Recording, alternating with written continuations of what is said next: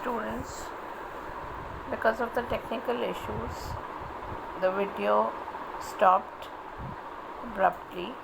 Sorry for the inconvenience. We'll start with the absorption of the carbohydrates.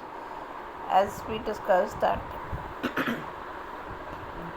glucose and galactose, which are the basic converted products of carbohydrates, carbohydrate के छोटे molecules glucose और galactose ये intestinal lumen में transport करे जाते हैं और वहाँ के सेल्स इसको को ट्रांसपोर्टर की हेल्प से अंदर ले लेते हैं। ल्यूमिनल मेम्ब्रेन के अंदर ग्लूकोज और गैलेक्टोज को ले लिया जाता है with the help of a transport sodium dependent को ट्रांसपोर्ट, जिसका और दूसरा नाम भी है SGLT1। ये शुगर अपहिल जाता है, ऊपर की तरफ जाता है और सोडियम उसके एक्सचेंज में डाउनहिल आता है। जैसे हमने बताया था पहले भी कि सोडियम को ट्रांसपोर्ट का मतलब है कि इसमें किसी एक चीज़ का एक्सचेंज होगा। शुगर ऊपर की तरफ जाएगा और सोडियम नीचे की तरफ आएगा।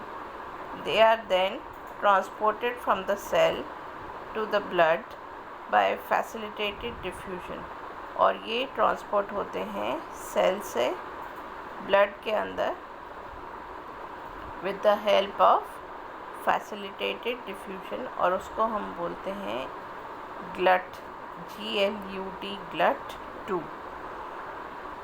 और ये सोडियम पोटेशियम ATPase पंप जो होता है ये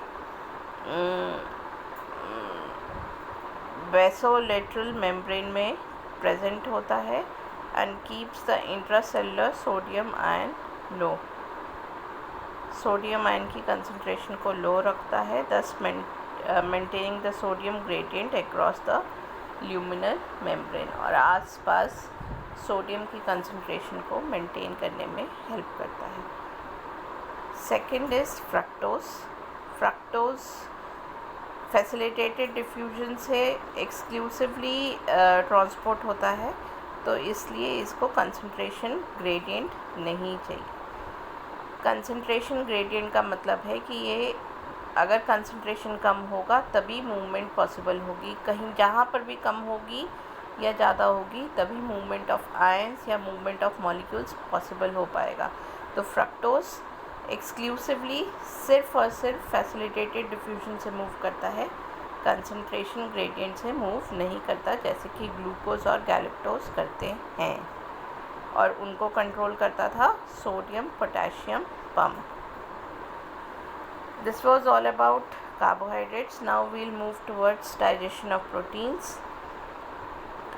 डाइजेशन ऑफ प्रोटीन्स के लिए स्टूडेंट्स, प्रोटीन्स जो होते हैं हमारी बॉडी में हार्ड टू डाइजेस्ट होते हैं, और ये dietary proteins are the big source of amino acids which are utilize in the form of various cellular substances.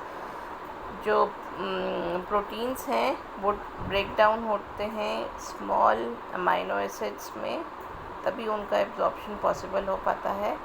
Digestive products of proteins can be absorbed as amino acids, dipeptides and ट्राइपेप्टाइड्स।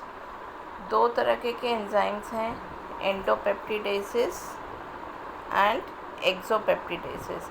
Endo से समझ में आ रहा है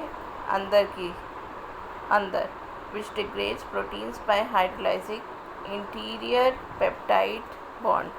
जब protein molecules का interior side के peptide bonds break होते हैं या हाइड्रोलाइज होते हैं तो उनको बोलते हैं एंडोपेप्टिडेसिस। और जब वो हाइड्रोलाइज करते हैं amino acid at the time from C terminus of proteins and peptides are involve in digestion of proteins. मतलब एक्सोपेप्टिडेसिस जो होते हैं वो अमाइनो एसिड C टर्मिनल पे जब हाइड्रोलाइज करते हैं एक्सटर्नली, तो उसको बोलते हैं हम एक्सोपेप्टिडेसेस। इंटरनल पेप्टाइड बॉन्ड्स जब ब्रेक हो रहे हैं या हाइड्रोलाइज हो रहे हैं तो वो कर रहे हैं एंडोपेप्टिडेसेस एंजाइम्स। एक्सोपेप्टिडेसेस सी टर्मिनस पर अटैक करके उसको हाइड्रोलाइज करते हैं। अब इनका जो डाइजेशन है प्रोटीन्स का वो होता है मेनली स्टमक में, स्टार्ट होता है स्टमक में एंड स्मॉल इंटेस्टीन में। Stomach and small intestine. अब एंजाइम्स इसमें कौन कौन से इन्वॉल्व हैं? That are pepsin and pancreatic proteases. Pepsin हमें पहले भी डिस्कस करा था कि पेप्सिन जो है वो आपका स्टमक में रिलीज़ होता है। Pepsin is secreted in its zymogen form as pepsinogen by chief cells of the stomach. और कौन रिलीज़ करता है इनके स्टमक में? चीफ सेल्स पेप्सिनोजन की फॉर्म में इसको रिलीज़ करते हैं। Pepsinogen is activated to pepsin by gastric H positive ion. वहाँ पे जो प्रेजेंट होता है HCl से जो हमें H पॉजिटिव आयन मिलता है उससे हमें पेप्सिनोजन को पेप्सिन में वो कन्वर्ट कर देता है।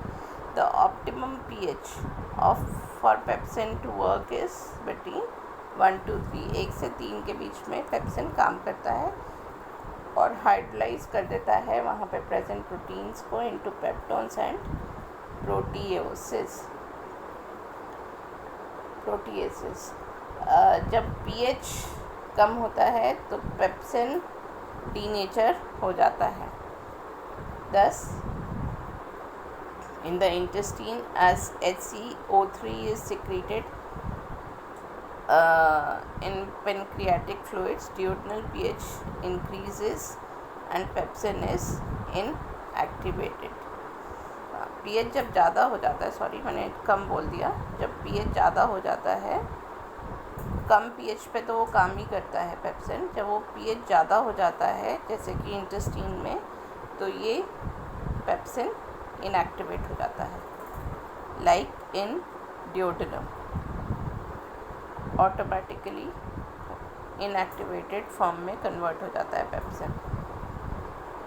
तो हमने देखा एंजाइम्स जो कि हमारे स्टमक में निकलते हैं वो है पेप्सिन और वो प्रोटीन को किस में कन्वर्ट कर देते हैं? Peptones and proteoses. Now second is pancreatic proteases. The digestion is completed in small intestine. Small intestine में ये कंप्लीट होता है by the action of pancreatic and intestinal juice. वहाँ पर पेनक्रियाटिक जूस और इंटेस्टीनल जूस इसको कंप्लीट करता है। The proteases include trypsin, chymotrypsin, elastase and carboxypeptidase A and carboxypeptidase B. ये सब इनएक्टिव फॉर्म में रहते हैं और एक्टिवेट होते हैं स्मॉल इंटेस्टीन में। Like trypsinogen is activated to trypsin by brush border enzymes. Trypsin is then converted into chymotrypsinogen protease and procarboxypeptidase A and B to their active form. और इन सारे सबसे पहले क्या एक्टिव फॉर्म में आता है? वो आता है ट्रिप्सिन। और वो ट्रिप्सिन किससे आता है? कौन कन्वर्ट करता है इसको? एक्टिव करता है ट्रिप्सिन को ट्रिप्सिनोजन। और ये कौन कहाँ होता है?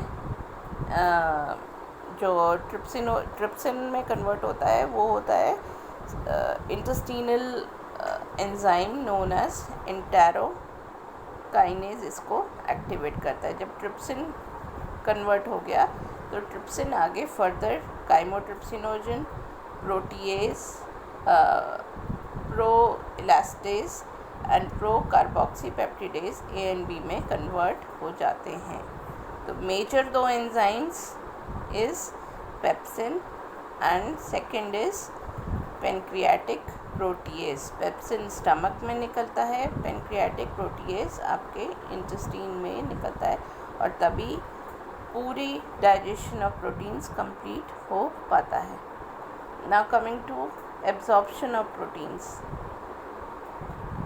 एब्जॉर्प्शन ऑफ प्रोटीन्स में free amino acids and dipeptides and tripeptides की फॉर्म में एब्जॉर्प्शन होता है।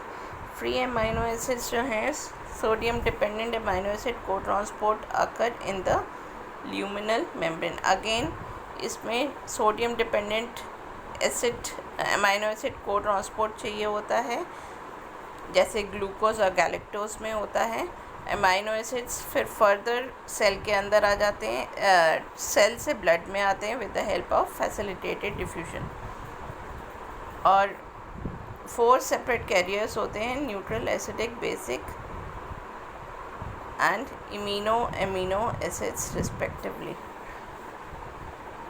तो स्टूडेंट्स जो फ्री अमाइनो एसिड्स हैं वो अगेन ग्लूकोज और गैलेक्टोज की तरह ल्यूमिनल एरिया में के सेल्स में आते हैं और वहाँ से फैसिलिटेटेड डिफ्यूजन के थ्रू ब्लड में चले जाते हैं। फिर है आपके डाईपेप्टाइड्स और ट्राईपेप्टाइड्स, ये फास्टर एब्जॉर्ब होते हैं